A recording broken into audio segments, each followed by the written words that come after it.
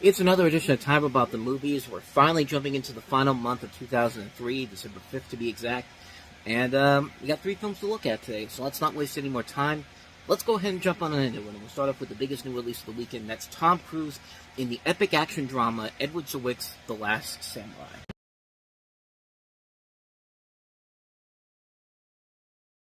So Tom Cruise plays Nathan Algren, who's an American captain of the 7th Cavalry Regiment, whose personal and emotional conflicts bring him into contact with samurai warriors in the wake of the Meiji Restoration in 19th century Japan. The plot is similar to is inspired by the 1877 Satsuma Rebellion led by Saigo Takamori and the westernization of Japan by foreign powers. And the character of Algren is loosely based on Eugene Collier and Jules Brunet, both French Imperial Guard officials who fought alongside Enomoto Takeaki in the early Russian War. And Edward Zwick's made a lot of good epic movies in his career. He did Glory back in the day, and this is a film that's just as good enough. I don't think it's as good as Glory is, because I think Glory is probably his overall best film as a director, but this is a film that is very good. It's definitely got the scope and scale to really make it work. The action sequences, the battle sequences are very good. The cinematography, top-notch. Hans Zimmer's score, I mean, you can't go wrong with that guy. The acting overall is very good. Tom Cruise, I thought, was pretty good. Ken Watanabe is very good in here, too. And I wouldn't be surprised if this convinced Warner Brothers to cast Christopher Nolan to cast him in Batman Begins as Ra's al Ghul. Or, not Ra's al Ghul, I can't remember who he was in Batman Begins. It's been a while since I've seen it, but Ken Watanabe is very good in the film. Everyone here is very good in the film in general. The story itself is kind of mediocre at best. I mean, it's not really that much of an epic scale in terms of story. It kind of is very generic overall.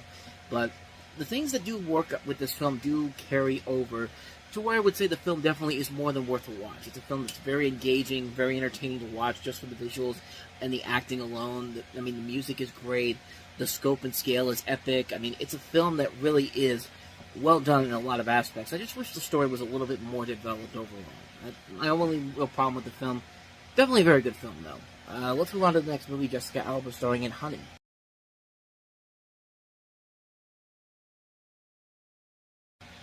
Or the movie could be just called Jessica Alba's Hips Don't Lie. I mean, the whole marketing campaign is just watching Jessica Alba doing these dance moves. I mean, she's the focus of the poster in a provocative pose.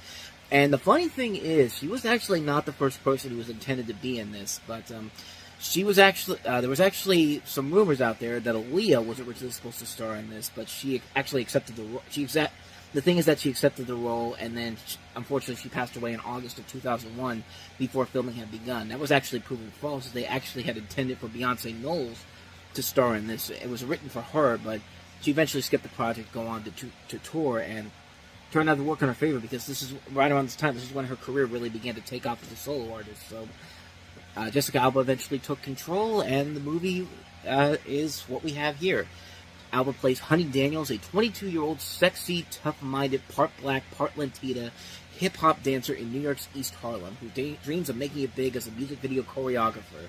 She teaches hip-hop dancing at a local youth center and encourages the local kids to attend to keep them off the streets and out of trouble. And luck shines on Honey in the form of a famous music video director named Michael, played by... I almost had the wrong name for a second there. Played by Mekhi Phifer. And I lost my train of thought. We'll cast her in one music video. She is encouraged to make the transition from dancer to choreographer.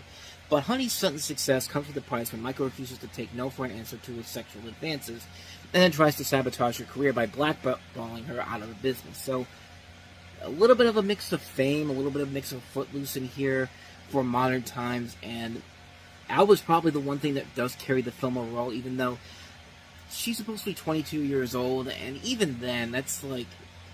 I mean, she was young at the time, but there's no way you can convince me that she looked 22 at the time, even though technically that is her age. I mean, that was her age at the time.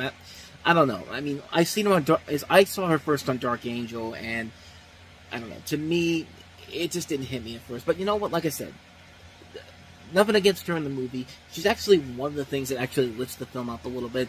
The music sequences overall are very good, but like I said, the story seems very much too familiar to stuff like Fame and Footloose, and not Flashdance. Excuse me, Fame and Flashdance.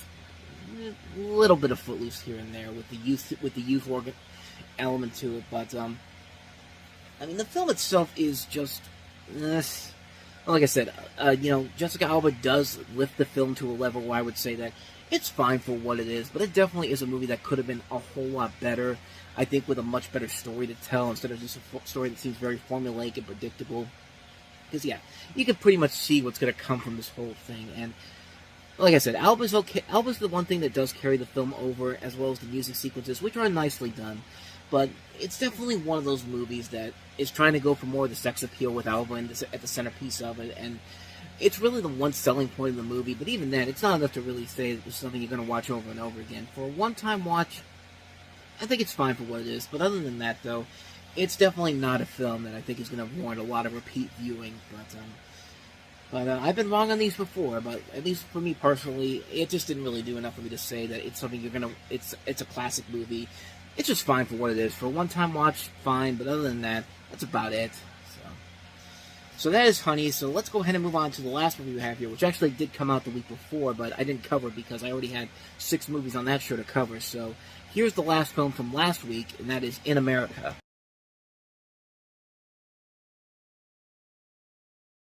So this is the film that's a semi-autobiographical story based off of Jim Sheridan, who also directed this. He did My Left Foot and In the Name of the Father. And it focuses also on his 2 daughters, Naomi and Kirsten. And it focuses on an immigrant Irish family struggle to start a new life in New York City, as seen through the eyes of the elder daughter, played by Sarah Bolger.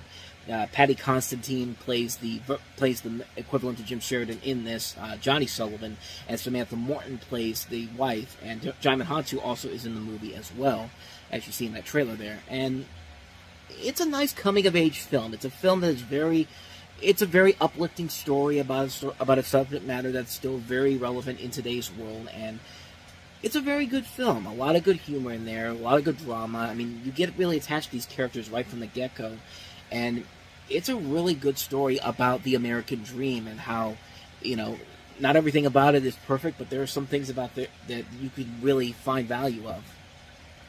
It never pushes the point where it feels like it's going to go down that Oscar bait cliched riddle road that these films usually tend to go on to. No, it's never sappy. It never feels like it's going too out of its territory that's trying to set up. It feels very genuine. It's a film that really shows the great things about the way that America is, and how these people were able to survive the way they were able to do it. It's a film that really has. Some might say it's even a little bit too ahead of its time at the same time, but it's a film that really does work from beginning to end. It's a very uplifting film, a very poignant film. We got 4th of July coming up as at the time of recording this, which is on June 20th, 2024, but it's a film that I would recommend checking out because it's a film that really does work. It's probably my favorite overall film that Jim Sheridan has ever directed, because after this, nothing of his really stood up to what he did beforehand, and a lot of his movies after this kind of fell off, but this is probably his magnum opus overall, his best overall film. I really liked it a lot. I can't recommend it enough. In America, definitely more than worth a watch. And so with that said, we wrap up another edition of Time About the Movies. Next time we meet, we'll take a look at December 12th with a couple notable movies here. Jack Nicholson and Diane Keaton starring in Something's Gotta Give. The Farrelly Brothers' latest film, Greg Kinnear and Matt Damon as Siamese twin brothers in Stuck on You. Nick Cannon and Christiana Milan and also Steve Harvey in the comedy Love Don't Cost a Thing. Tim Burton's Big Fish comes out on limited release this weekend, as well as the Scarlett Johansson star Girl with a Pearl Earring. So we got 5 films to look at next time around.